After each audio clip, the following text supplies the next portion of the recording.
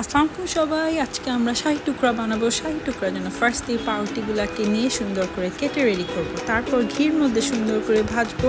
একদম golden brown হয়ে গেলে আমরা এটাকে নামাই ফেলবো। নামানোর পর একটা পাত্রের মধ্যে আমরা একটু হাফ লিটার দুধ নিব।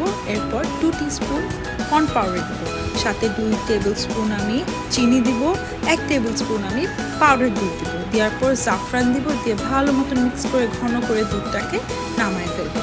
এটার মধ্যে আবার আমি একটু ফ্লেভার আনার জন্য 2 টিস্পুন ঘি ঢেলে দেব। এরপর আমাদের চিনি শিরা বানানোর পালা। আমরা হাফ কাপ চিনি নিব, 1/4 কাপ পানি এবং এলাচ কয়েকটা আর জর্দার রং মিক্স করে সুন্দর করে চিনি শিরাটা আমরা বানায় ফেলবো।